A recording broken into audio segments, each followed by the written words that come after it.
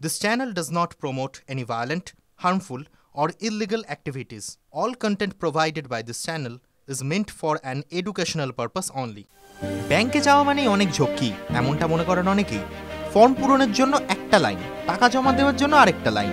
ব্যাংকের জটিল নিয়ম বুঝতে অনেকেরই সমস্যা হয়, মনে থাকে প্রচুর প্রশ্ন। এমনই একটি প্রশ্ন হলো, ব্যাংকে টাকা জমা দেওয়ার জন্য কি প্যান কার্ড লাগে?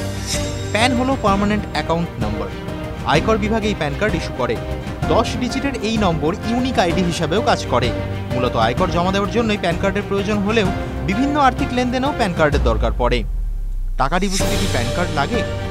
ব্যাংকে টাকা ডিপোজিটের সময় আলাদাভাবে প্যান কার্ডের প্রয়োজন পড়ে না, তবে একবারে 50,000 টাকার বেশি জমা দিতে গেলে প্যান নম্বর জমা দেওয়া বাধ্যতামূলক। যদি অর্থবর্ষে আপনার জমা রাখা টাকার অঙ্ক 20 লক্ষ টাকার বেশি হয়, সেক্ষেত্রেও বাধ্যতামূলকভাবে প্যান কার্ডের তথ্য জানাতে বাধ্য গ্রাহক। সমস্ত ব্যাংক এবং পোস্ট অফিসেই এই নিয়ম কার্যকর। TV9 Bangla digital.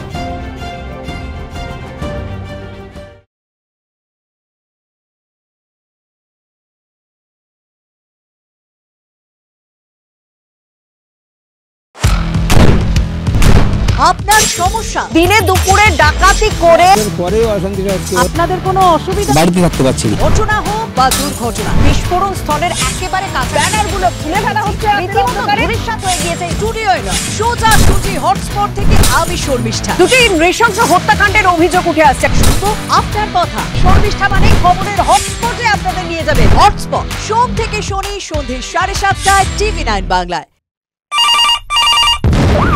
কিছু ঘটনা যা খবরের জন্ম দেয়, আদিবাসী সমাজের আইনি অন্ধবিশ্বাস, আর কিছু খবর যা সরাসরি প্রভাব ফেলে আমাদের জীবনে। দুর্নীতি হয়েছে বলে অভিযোগ, জায়গা সব চলে গেছে। রাজনৈতিক খবর হোক বা অরাজনৈতিক, আমরা এসেছি ভারতের শেষ প্রান্তে। আমার আপনার চারপাশে ঘটে যাওয়া সেই সব ঘটনা থেকে আমরা তৈরি করছি এক বিশেষ চিত্রদলিত। চলছে গুলির লড়াই, 1 ঘন্টা যা পাল্টে দেবে আপনার দৃষ্টিকোণ। নিউজ সিরিজ রবিবার রাত 10টায় TV9 বাংলায়।